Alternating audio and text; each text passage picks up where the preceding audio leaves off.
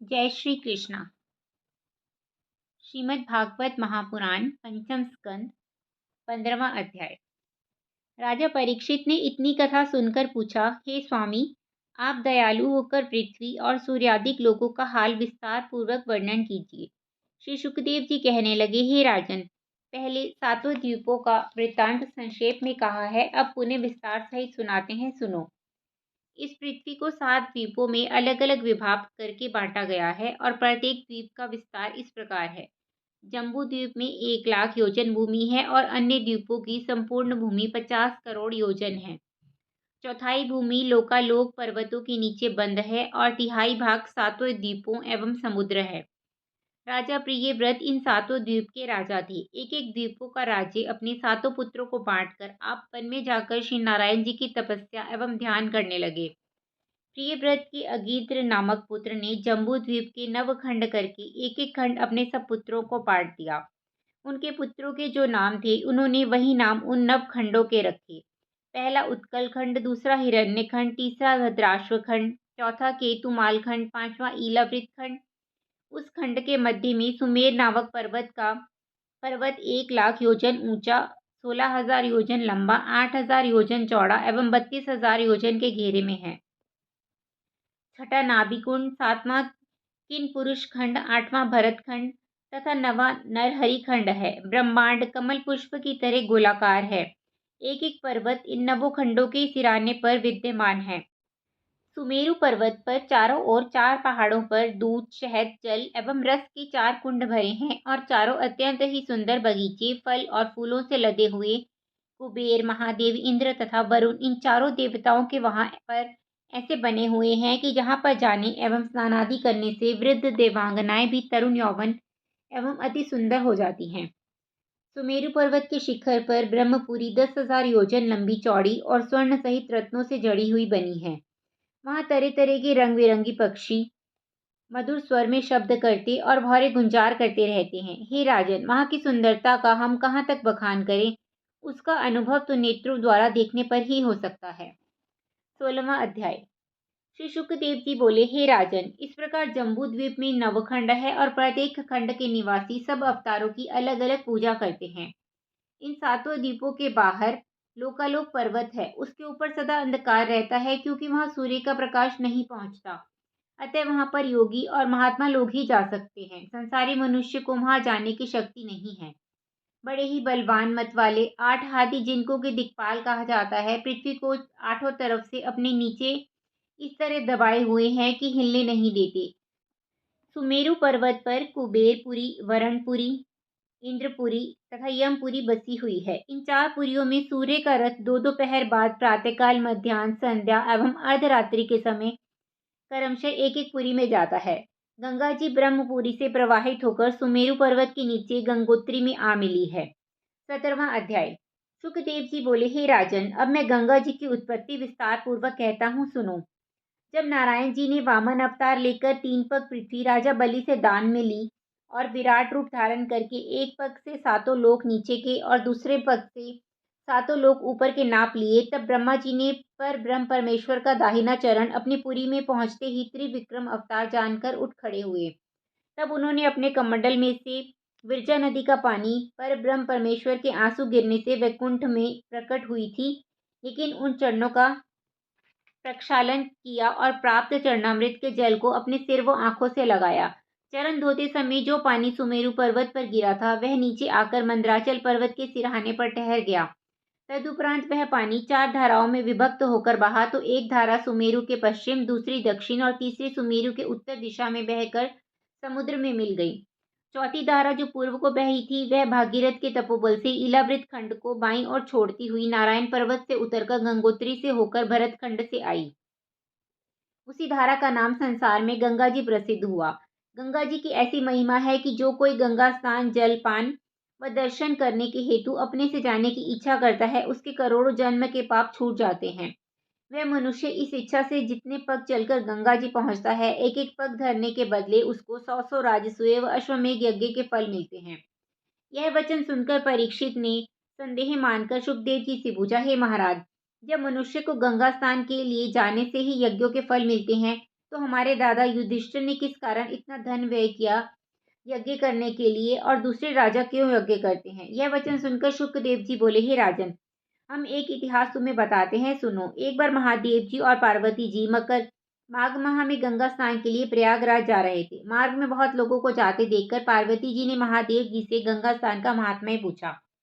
शिव जी ने कहा, हे पार्वती, जो कोई घर से गंगा नहाने चले उसको एक एक पग चलने से 100 अश्वमेध यज्ञ का फल मिलता है, और करोड़ों जन्मों के पाप छूट जाने से वह देवता के समान हो जाता है।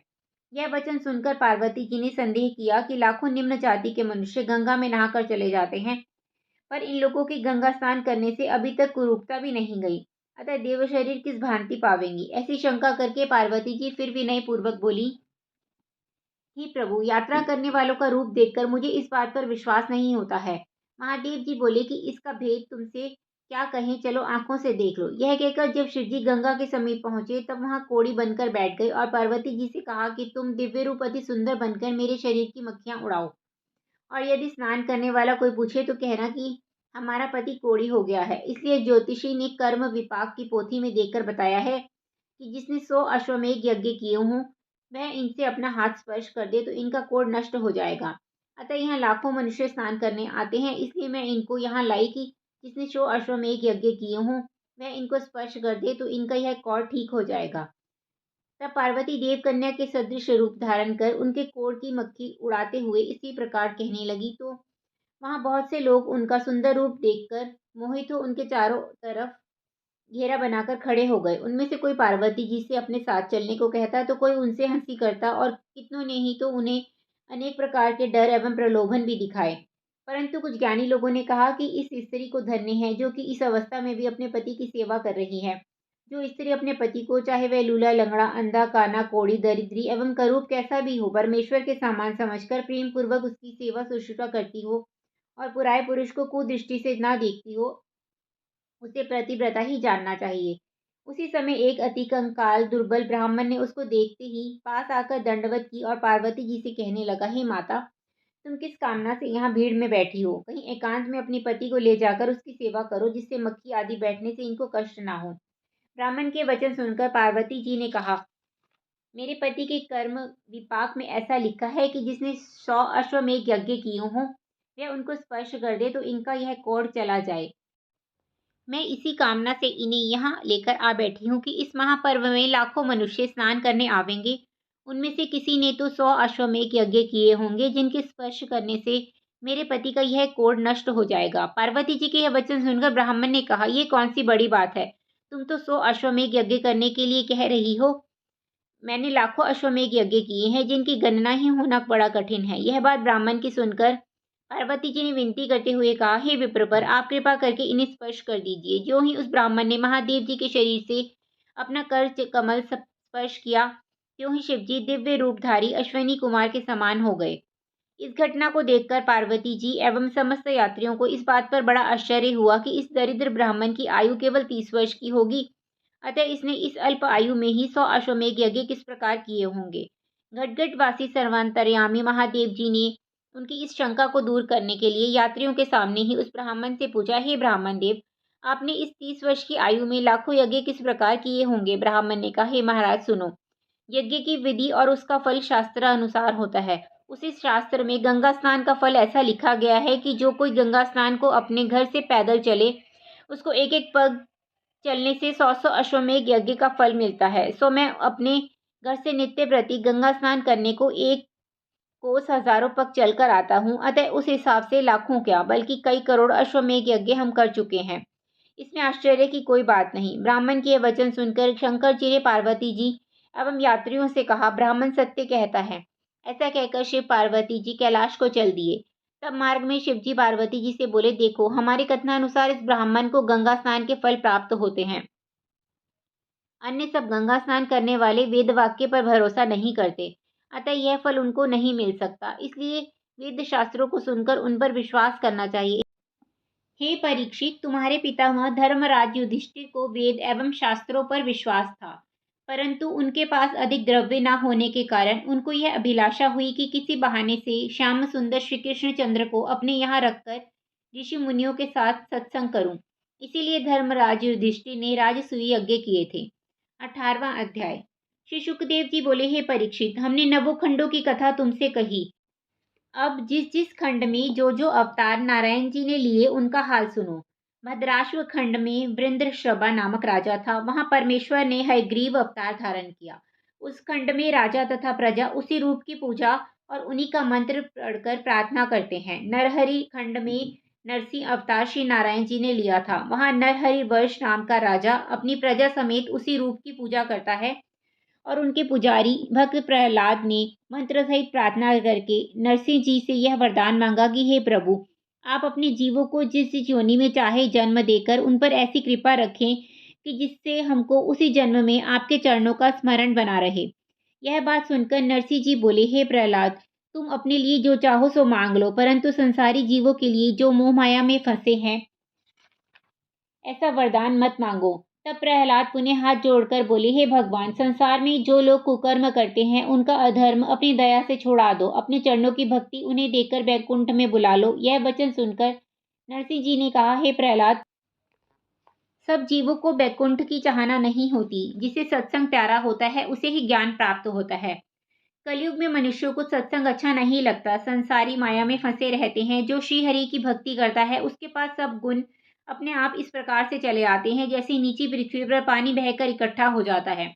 यह बात सुनकर प्रहलाद ने कहा, हे महाराज, जगत में कोई ऐसा भी मूर्ख होगा जिसे वैकुंठ जाने की इच्छा ना होगी। आप लालच के कारण अपना वैकुंठ किसी को नहीं देना चाहते। मुझे इस बात में बड़ी लज्जा महसूस होती है कि संसारी लोग कहेंगे कि प्रहलाद के स्वामी लालची हैं। यह सुनते ही नरसिंह हंसकर बोले, हे प्रहलाद, तुम संसार में जाकर जिसे अति दुखी पाओ उससे वैकुंठ चलने के लिए कहो, देखो वह क्या कहता है। उनके आज्ञा अनुसार प्रहलाद नगर में आकर किसी दुखी प्राणी को ढूंढने लगे। तब उन्हें एक शूकर अति रोगी दिखाई पड़ा। उसे महादुखी देखकर प्रहलाद ने कहा, तू यहाँ रहकर क्यों इतना कष्ट उठाता है? बैकुंठ चल, वहां तुझे बड़ा सुख मिलेगा। जब प्रहलाद ने स्वर्ग का सुख वर्णन किया तब वह शूकर बोला, मैं अकेला वहां नहीं चल सकता, परिवार सहित कहो तो चलूं, तुम नरसिंह जी से पूछाओ। यह बात सुनते ही प्रहलाद ने जाकर नरसिंह जी से पूछा। वे बोले, बहुत अच्छा, सबको ले आओ।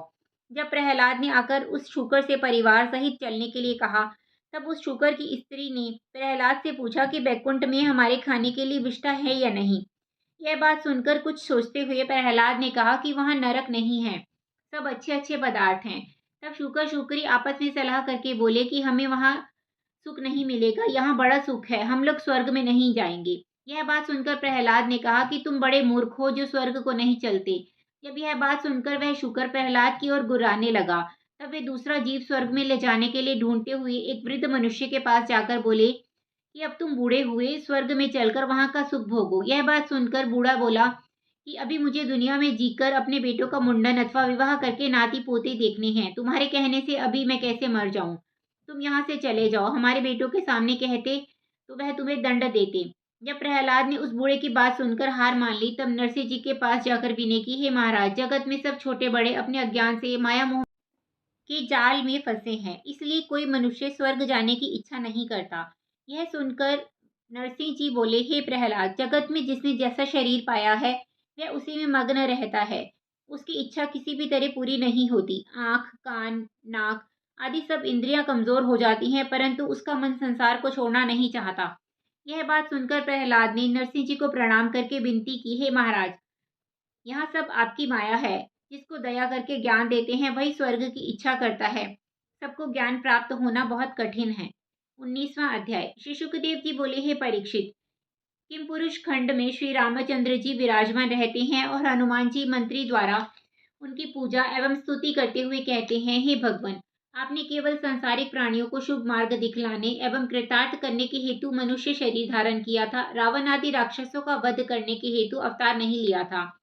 आप चाहते तो स्वयं अपनी इच्छा से राक्षसों का संहार कर देते। आपने वन में जो सीता जी के विरह में विलाप किया था वह आपने संसारी प्राणियों को यह दिखलाया था कि जब मेरे जैसे परब्रह्म आदि पुरुष को गृहस्थाश्रम में ऐसा दुख प्राप्त हुआ है तो संसार में जितने प्राणी हैं उन सबको भी पुत्र, स्त्री आदि गृहस्थाश्रम से अवश्य ही दुख प्राप्त होगा। आपने मनुष्य अवतार इसलिए धारण किया था कि आपकी शरण में आने वाला ऐसे सुंदर स्वरूप को छोड़कर अन्य देवताओं की आराधना क्यों करेगा। भगवान ने भरत खंड में यह सोचकर श्री नर नारायण का अवतार धारण किया कि इस खंड के मनुष्य कलयुग में जब तक नहीं कर सकेंगे, अतः मैं तपस्वी रूप धारण कर बद्रीवन में जाकर बैठ जाऊं, जिससे जो कोई मेरा दर्शन करेगा उसको मैं अपनी तपस्या करने का फल देकर पवित्र करके मोक्ष पद दे दिया करूंगा।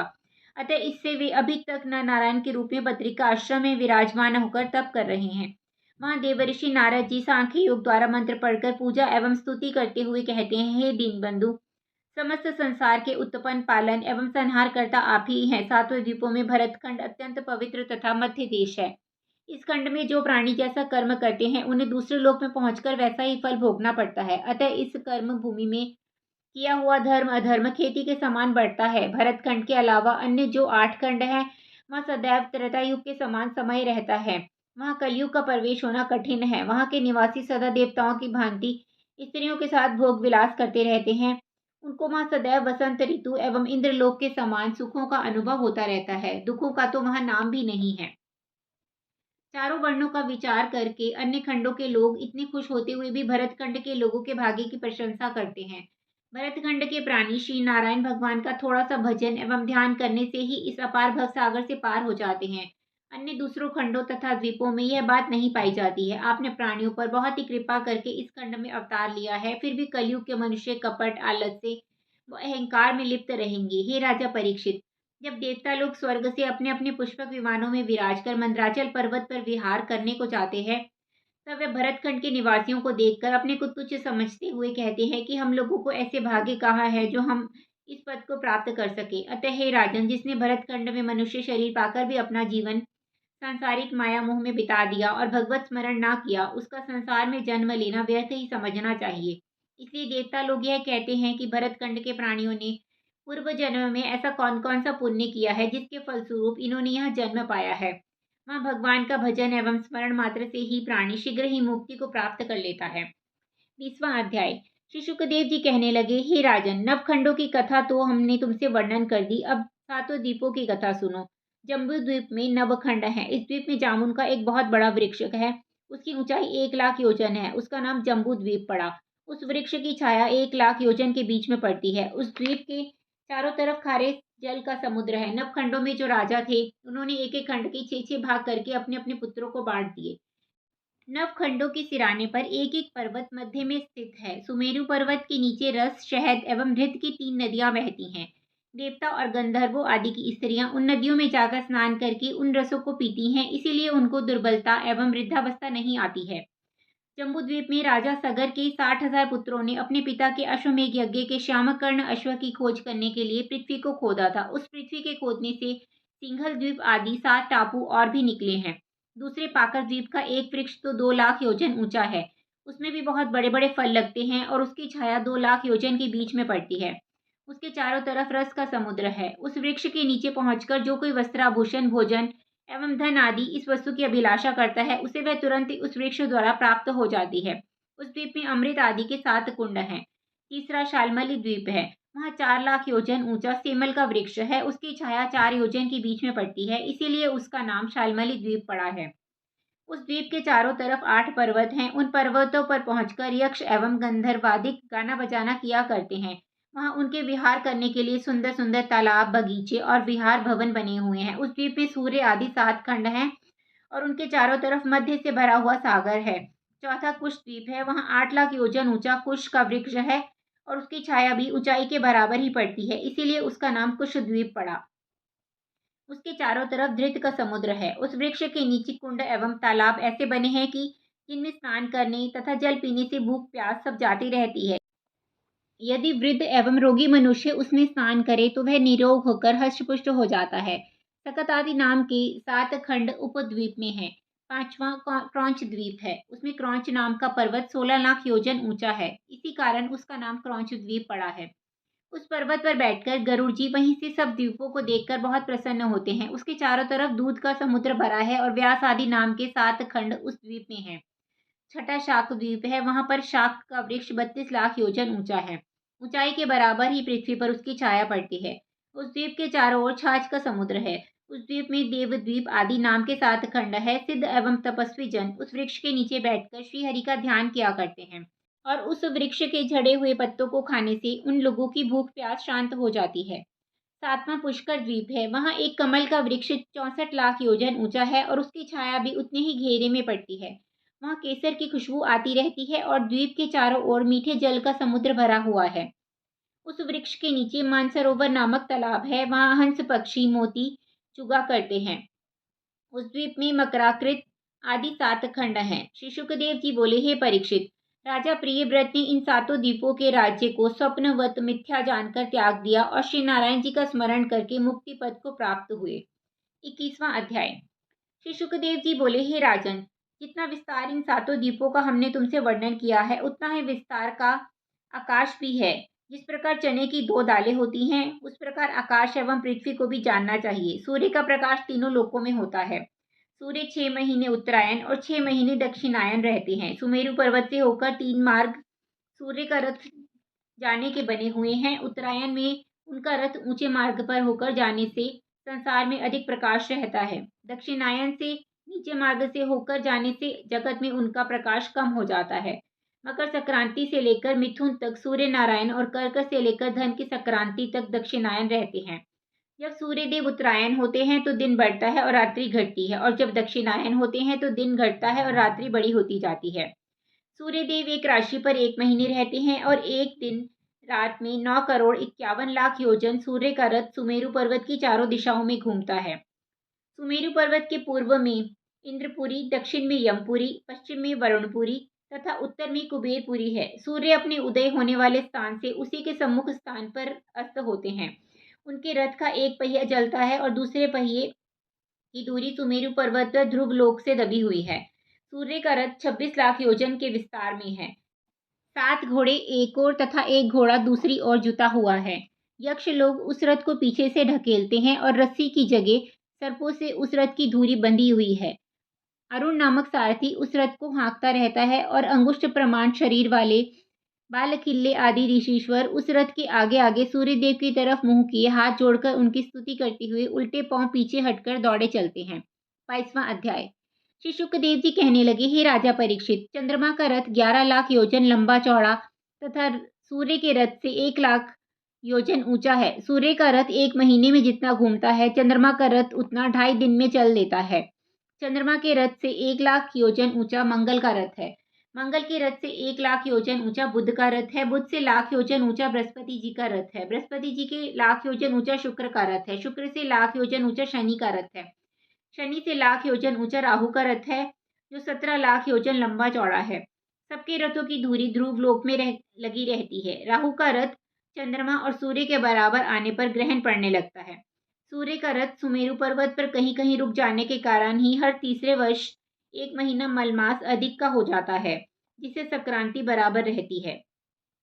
5 तरह के वर्ष होते हैं। एक संक्रांति के हिसाब से सूर्य का वर्ष, दूसरा शुक्ल पक्ष की द्वितीया से चंद्रमा का वर्ष, तीसरा चैत्र मास में शुक्ल प्रतिपदा से संवत का वर्ष, चौथा नक्षत्रों की गणना से, पांचवा बृहस्पति जी की गति से जो दूसरी राशि पर बदल जाते हैं। इस तरह 5 प्रकार वर्ष जानने चाहिए।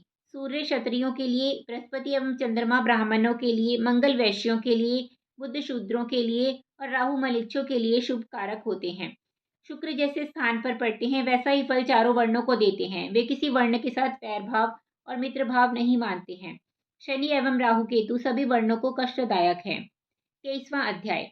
श्री शुकदेव जी बोले, हे राजा परीक्षित, सुमेरु पर्वत से 13 लाख योजन ऊंचा ध्रुव लोक है। वहां ध्रुव जी सदैव सप्त ऋषियों सहित सुख भोगते हुए आनंद का अनुभव करते हैं। वशिष्ठ, भृगु, कश्यप, अंगिरा, अगस्त्य, अत्रि एवं पुलुत से यह 7 ऋषीश्वर तारागण के रूप में दिन रात ध्रुव जी की परिक्रमा करते हुए इस प्रकार हिलते तक नहीं, जैसे तेल निकालते समय बैल चारों ओर घूमता रहता है परंतु कोलू नहीं हिलता। ध्रुव लोक के नीचे कालचक्र घूमता रहता है और अश्विनी आदि 27 नक्षत्र ध्रुव लोक के आसपास बिना किसी आधार पवन के सहारे के इस प्रकार घूमते हैं जैसे बादल आकाश में वायु के वेग से दौड़ते हैं। 14 नक्षत्र ध्रुव लोक के बाईं ओर तथा 14 नक्षत्र सदैव उसके बाईं ओर रहते हैं। उसके घूमते समय वह भी उसी के आधार पर घूमते हैं। उसकी पूंछ में प्रजापति, अग्नि, इंद्र तथा धर्म और पूंछ की जड़ में धाता विधाता, कमर में सप्त ऋषीश्वर, ऊपर के ओष्ठ में अगस्त्य जी, नीचे के ओष्ठ में यमराज, राहु एवं मंगल, मूत्राशय में शनि, कंधे पर बृहस्पति, नेत्रों में सूर्य, हृदय में श्री नारायण जी, मन में चंद्रमा, नाभि में शुक्र, दोनों छातियों में अश्विनी कुमार, श्वास में बुध, गले में राहु केतु तथा समस्त तारागण उसके शरीर के रोगटों में निवास करते हैं। वह ध्रुवलोक साक्षात श्री नारायण जी भगवान का स्वरूप है। अतः समस्त देवताओं एवं संपूर्ण ब्रह्मांड को उसी का स्वरूप समझना चाहिए। जो कोई प्रातःकाल एवं संध्या समय इस कथा को सुनकर इस स्वरूप का ध्यान करता है, उसके समस्त पाप नष्ट हो जाते हैं तथा अशुभ ग्रहों का फल प्राप्त नहीं होता है। 24वां अध्याय। श्री शुकदेव जी कहने लगे, हे राजन, ऐसा भी किसी पुराण में कहा गया है कि सूर्य से 10,000 योजन नीचे राहु का रथ रहता है। जब उसके निकट सूर्य चंद्रमा का रथ आ जाता है तब ग्रहण पड़ने लगता है, जिसकी कथा विस्तार सहित अष्टम स्कंद में कहेंगे। परंतु सुदर्शन चक्र द्वारा रक्षित सूर्य चंद्रमा का राहु कुछ नहीं बिगाड़ सकता। उसके 12 योजन नीचे सिद्ध, चारण एवं विद्याधर आदि देवताओं का निवास स्थल है। फिर उसके 12 लाख योजन नीचे यक्ष, राक्षस तथा पिशाच लोगों का स्थान है। उनसे 100 योजन नीचे मृत्यु लोक की पृथ्वी है। हंसबाज एवं गिद्ध आदि बहुत उड़ने वाले पक्षी 12 योजन से अधिक उड़ने की शक्ति नहीं रखते हैं। ऊपर के सातों लोक 7 खंड के घर के समान हैं और नीचे के सातों लोक भी उसी के समान जानना चाहिए। नीचे का सातों लोकों के नाम अतल, वीतल, सूतल, तलातल, महातल, रसातल एवं पाताल हैं। नीचे सातों लोक 10-10 हजार योजन के विस्तार से हैं। ऊपर से सातों लोकों के नाम भूरलोक, भूवरलोक, स्वरलोक, महरलोक, जनलोक, तपलोक तथा सत्यलोक हैं। अमृतपान करने से उनको मरने एवं वृद्धावस्था आने का डर नहीं रहता है। जब बहुत दैत्य पैदा होने के कारण वहां जगह नहीं रहती, तब ईश्वर की इच्छा से वहां जाकर सुदर्शन चक्र कुछ दैत्यों को मार डालता है। उसके नीचे वीतल लोक में मय दानव का पुत्र बलवान असुर, जिसने इंद्रजाल की 96 माया बनाई है, रहता है। भानुमति आदि उसी मंत्र को सीखने से एक पल में फल समेत वृक्ष लगाकर दिखला देती है। यह सब इंद्रजाल की विद्या समझना चाहिए। बलवान असुरों के जमुहाई लेने के समय उनके मुख से अति सुंदरी पुंसचली स्त्रियां निकलकर तीनों लोकों में फिरती हैं और इच्छा पूर्वक एक पुरुष को उठा ले जाकर उसे औषधि के कुंड में डाल देती हैं। जब वह कुंड में स्नान करने से रूपवान हो जाता है और उसे 10,000 हाथी का बल एवं कामदेव में बड़ी सामर्थ्य हो जाती है, तब वह पिछली अवस्था को भूलकर अपने को बड़ा बलवान ईश्वर के समान समझकर उन तीनों पुंसचलियों से भोग विलास करता है। भीतर लोक में हाटकेश्वर महादेव रहते हैं, जिनका वीर्य अग्नि ने मुंह से खाकर गुदा के रास्ते से बाहर निकाल दिया था। उसी से बहुत अच्छा सोना उत्पन्न हुआ, जिस सुवर्ण के भूषण देवताओं की स्त्रियां पहनती हैं। मृत्युलोक का सोना उसकी बराबरी नहीं कर सकता। उसके नीचे तीसरे सूतल लोक में राजा बलि राज्य करता है। जिस बलि को वामन भगवान ने इंद्रादिक देवताओं के कल्याण समेत वहां रहकर 8 पहर परमेश्वर का दर्शन होने से अपना जन्म सफल जानता है।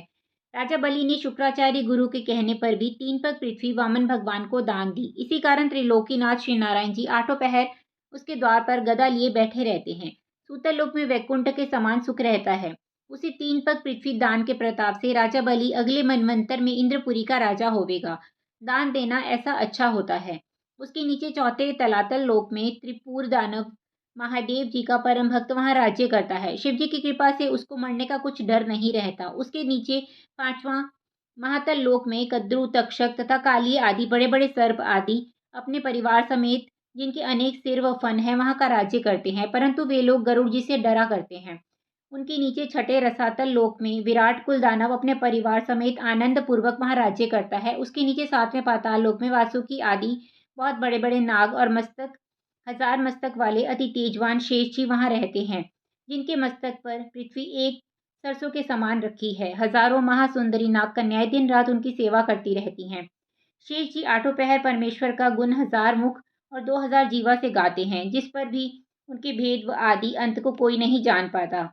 शेष जी के गोलाकार शरीर पर एक शैया अति सुंदर सांगोपांग बिछी है। उस पर चतुर्भुज रूपी भगवान जगत को सुख देने वाले 30,000 योजन के शरीर से लक्ष्मी जी समेत शयन करते हैं। नीचे के सातों लोकों में चंद्रमा सूर्य का प्रकाश नहीं जाता। वहां ऐसे मणि व रत्नादिक है, जिनके तेज से दिन रात उजाला बना रहता है। वहां सुदर्शन चक्र की तड़प से स्त्रियों का गर्भपात हो जाता है। वहां के लोग देवताओं के समान सुख भोगने से बूढ़े तथा दुर्बल नहीं होते हैं। 25वां अध्याय। श्री सुखदेव जी व मुनि ने कहा, शेष जी भी 11 रुद्रों में से संकर्षक नामक एक रुद्र है। महाप्रलय में उनके मुख से अग्नि निकलकर तीनों लोकों को जला देती है। 14 भुवन एक मस्तक पर रखे हैं, पर यह भार उनको मालूम नहीं देता। देवताओं और नागों की हजारों कन्याएं नित्य प्रति उनकी सेवा में लगी रहती हैं, किंतु फिर भी शेष जी को कामदेव की चेष्टा नहीं होती। वह केवल जगत के कल्याण के लिए काम, क्रोध, लोभ, मोह, मन व इंद्रिय आदि को अपने वश में रखकर उनके वश में नहीं होते हैं। बड़े योगी मुनि उनके चरणों का ध्यान तथा स्मरण आठों पहर किया करते हैं। शेष जी दिन रात वैकुंठनाथ की कथा व कीर्तन करने के अलावा दूसरा काम नहीं करते। जो कोई मुक्ति की चाहना रखता हो वह शेष भगवान का ध्यान व स्मरण करके उनकी शरण में जावे तो संसार में मनोवांछित फल पाकर भव सागर से पार उतर जावे। शेष जी से अधिक किसी दूसरे देवता की पूजा परमेश्वर से मिलने के लिए उत्तम नहीं होती।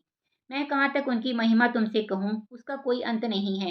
हे राजन, जहाँ तक इस जीव के रहने और जाने की गति है सो सब मैंने तुमसे कहा। इसके अलावा और कहीं जीव नहीं जा सकता और न जन्म ले सकता है। 26वां अध्याय। राजा परीक्षित इतनी कथा सुनकर बोले, शुकदेव स्वामी, आपने कई जगह कहा है कि पाप करने वाले नरक में जाकर बड़ा दुख पाते हैं और शुभ कर्म करने वाला स्वर्ग आदि का सुख भोगता है, किंतु 14 लोकों की कथा कहने पर भी आपने किसी जगह नरक का वर्णन नहीं किया। इससे मुझे नरक का नाम केवल भय दिखाने के लिए मालूम होता है।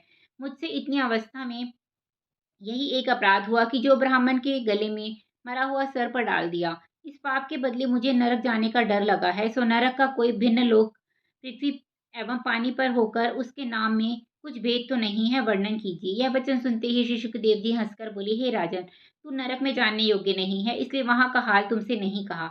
अब कहते हैं, सुनो। नरक सुमेरु पर्वत से 99 योजन दक्षिण में धरती के नीचे पानी के ऊपर है।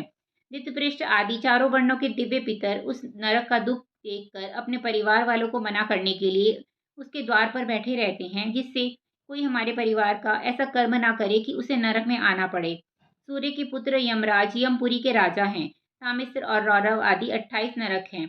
उनके दक्षिण संयमनी नाम की एक पुरी भी नरक के समान है। सो धर्मराज, जिन्हें यमराज भी कहते हैं, मरने के उपरांत पापी को नरक में और धर्मात्मा को स्वर्ग में भेज देते हैं। जीव अपने कर्मानुसार वहां सुख व दुख भोग कर संसार में पुनः जन्म पाता है। अति कष्ट पाने पर भी नरक में प्राण नहीं निकलते। जो पाप करने से जिस नरक में वे लोग जाते हैं उनका हाल सुनो। जो मनुष्य दूसरे का धन एवं स्त्री छल बल कर लेता है, उसे यमदूत बांधकर मुद्गरों से मारते हुए तामिस्र नामक महाअंधकार में ले जाकर डाल देते हैं। वहां उसे कुछ भोजन एवं पानी नहीं मिलता। जो कोई किसी स्त्री के पति या रक्षक को किसी बहाने से बाहर भेजकर उसके साथ भोग करता है, उसकी आंखें फूट जाती हैं और मरने के उपरांत उसको यमदूत मुद्गरों से मारते हुए ले जाकर उसके अंग अंग काटकर अंध तामिस्र नरक में डाल देते हैं। जो मनुष्य अधर्म की कमाई से अपने परिवार का पालन करके अभिमान से कहता है कि मैं इनको भोजन देता हूँ, उसको यमदूत रौरव नरक में डालकर सांपों से कटवाते हैं। जो कोई किसी मनुष्य एवं पशु पक्षी को अपने भोजन के लिए या शत्रुता से मारता है, उसको यमदूत महारौरव नरक में डाल देते हैं। वहां वह बड़े बड़े सर्पों के काटने से महादुख पाता है। जो मनुष्य केवल अपनी देह से प्रीति रखकर उसको सुख देने के लिए अपना धर्म कर्म छोड़कर ब्राह्मण वेद व शास्त्र को नहीं मानता, उसे यमदूत कालसूत्र नरक में, जहाँ सड़ा हुआ मांस भरा है, डालकर उसका मांस बड़े बड़े गिद्धों को खिलाते हैं। जो कोई हिरण व पक्षी आदि को बांध कर रखता है या पिंजरे में बंद रखता है, उसे यमदूत दीप से भरे हुए कुंभी पाक नरक में डालकर गरम गरम तेल उसके बदन पर छिड़कते हैं। जो मनुष्य अपने माता पिता को दुर्वचन कहकर भोजन व वस्त्र का दुख देता है, उसको यमदूत ले जाकर एक पट पर, जहाँ 10,000 योजन लंबी पृथ्वी तांबे के समान पीटी हुई अग्नि जैसे जलती है, उस पर नंगे पांव दौड़ाते हैं। उसके पैर जलते हैं। वह क्षुधा और तृष्णा से अति दुख पाता है। अन्न जल कुछ नहीं मिलता। तब वह अचेत होकर गिर पड़ता है। जितने रोम पशु के अंग पर रहते हैं, उतने हजार वर्ष तक उस जलती हुई पृथ्वी पर तड़पता है। जो लोग शास्त्र का मार्ग छोड़कर अपनी इच्छा से या किसी को देखकर कुमार्ग पर चलते हैं, उनको यमदूत असीपत्र नामक नरक में, जहाँ वृक्षों पर तलवार जैसे पत्ते हैं, उन पर चढ़ाकर गिरा देते हैं। तब शरीर कट जाने से उन्हें महान दुख प्राप्त होता है। जो राजा किसी को बिना अपराध के दंड देता है या ब्राह्मण को फांसी देता है, उसे यमदूत शुकरमुख नामक नरक में ले जाकर तेल के समान पेरते हैं। वह जीव कोलू में पेरने और शूकर जैसे पशुओं के काटने से बड़ा दुख पाता है। जो कोई अपनी कमाई में देवता व पितरों को भाग न देकर केवल अपना व परिवार का पेट पालता है, उसको यमदूत अंधकूप नामक नरक में डाल देते हैं। वहां वह सांप, बिच्छू तथा जोंक आदि के काटने से बहुत दुखी होता है। जो मनुष्य कोई उत्तम पदार्थ अकेला खा लेता है, अपने साथ व देखने वालों को नहीं देता, उसे यमदूत कृमि भोजन नामक नरक में, जो कीड़ों से भरा हुआ 1000 योजन का कुंड है, उसमें डालकर उसे वहीं कीड़े खिलाते हैं। जो कोई किसी ब्राह्मण का धन व खेत चुराकर या जबरदस्ती ले लेता है, उसको यमदूत संधि दर्शन नामक नरक में, जहाँ बिच्छू भरे हैं, डालकर लोहे का गज आग में तपाकर उसका अंग दाग देते हैं। जो कोई पर स्त्री से भोग करता है या जो स्त्री अपना पुरुष छोड़कर दूसरे पुरुष के पास जाती है, उसके शरीर से जलती हुई लोहे की प्रतिमा चिपटाकर नाना प्रकार के दुख देते हैं। जो कोई ऊंच नीच वर्ण का विचार न रखकर पर स्त्री गमन करता है, उसे यमदूत वज्रकंटक व शालमली नामक नरक में डालकर बड़े बड़े लोहे के कांटे उसके शरीर में चुभाते हैं। जो मनुष्य राजा या बलवान होकर किसी का धर्म जबरदस्ती बिगाड़ देता है, उसे यमदूत वैतरणी नदी में, जहाँ लोहू, पीप और मलमूत्र आदि भरा है, डालकर भोजन की जगह वही खिलाते हैं। तब पापी जीव अपने कर्मों को याद करके यहाँ बहुत पछताता है। जो मनुष्य दासी के साथ भोग करता है, उसे यमदूत लालाभक्ष नामक नरक में डालकर मुंह की लार व पीप पिलाते हैं। जो राजा या धनी आदमी शिकार में पक्षी को मारता है, उसे यमदूत 10,000 योजन ऊंचे ले जाकर वहां से पत्थर की चट्टान पर गिरा देते हैं। जो मनुष्य देवी या देवताओं के नाम से अपने भोजन के लिए जीव हिंसा करते हैं, उन्हें यमदूत विश्वासन नामक नरक में डालकर मुदगरों से इस प्रकार कूटते हैं जिस प्रकार ओखली में धान कूटे जाते हैं। आग लगाने वाले मनुष्य को यमदूत सारमेयादन नामक नरक में डालकर हजारों कुत्तों से कटवाते हैं। जो कोई किसी से द्रव्य लेकर झूठा न्याय करता है अथवा झूठी गवाही देता है, उसे यमदूत 10,000 योजन ऊंचे ले जाकर सिर नीचे पैर ऊपर करके रक्त भरे हुए विश्वासन नामक नरक में गिराते हैं, जहां उसको सूखी पृथ्वी पर जल तथा जल से भरा हुआ स्थान सूखा दिखाई पड़ता है। जो ब्राह्मण, क्षत्रिय और वैश्य का अधिकारी होकर देवताओं के बहाने या अपने सुख के लिए मदिरा पीता है, उसे यमदूत लोना मिट्टी से भरे हुए शारकदम नामक नरक में डालकर गलाया हुआ शीशा पिलाते हैं। जो ब्राह्मण, क्षत्रिय और वैश्य जिन जीवों का मांस खाते हैं, वे गिद्ध रूप होकर उसका मांस खाते हैं, उन्हें रक्त के सिवाय जल पीने को नहीं मिलता। जो कोई साधु, संत, कंगाल अथवा अपने सेवक को बिना अपराध दुर्वचन कहकर सताता है और अन्य मनुष्य को पूछने से भी रास्ता नहीं बतलाता, उसे यमदूत रक्षोगण नरक में, जहाँ राक्षस काटते हैं, डालकर 5-5, 7-7 मुंह वाले सांपों से कटाते हैं। जो मनुष्य भिक्षा मांगते हुए वैरागी को आंखें दिखाकर झिड़क देता है, उसे यमदूत शूलप्रेत नामक नरक में डालकर बड़े बड़े गिद्धों व सांपों से कटवाते हैं और कुछ खाने पीने को नहीं देते हैं। इतनी कथा सुनकर सुखदेव जी बोले, हे राजन, जो मनुष्य वेद तथा शास्त्रों से विमुख होकर थोड़ा या बहुत कुकर्म करता है और परमेश्वर की कथा व स्मरण में प्रीति नहीं रखता, वह अवश्य नरक में जाकर अपने कर्मानुसार दुख पाता है। इसलिए मनुष्य को साधु संतों की सेवा व संगति करके ज्ञान सीखना चाहिए और सब जीवों में परमेश्वर का एक सा चमत्कार समझकर दूसरे जीवों की रक्षा व उपहार करना चाहिए। उचित है कि जिससे परलोक सुधरे, अज्ञानी मनुष्य जब तक कथा व पुराण ना सुने और अनजाने में उससे नरक भोगने योग्य कोई पाप हो जावे और ज्ञान प्राप्त होने पर कुकर्म छोड़कर भगवान का भजन व स्मरण करे, तो दीन दयालु नारायण उसका सब अपराध क्षमा करके उसे देवलोक का सुख देते हैं। पिछले पापों के कारण वह नरक में नहीं जाता। हे राजन, तुम मत डरो। भगवत कथा सुनने के प्रताप से ब्राह्मण के गले में सांप डालने का तुम्हारा अपराध छूट गया। अब तुम्हें मुक्ति प्राप्त होगी और बैकुंठ का सुख मिलेगा। जो मनुष्य इस स्कंद की कथा सच्चे मन से सुनेगा अथवा पढ़ेगा, वह सब पापों से छूटकर भव सागर से पार उतर जाएगा। जय श्री कृष्ण।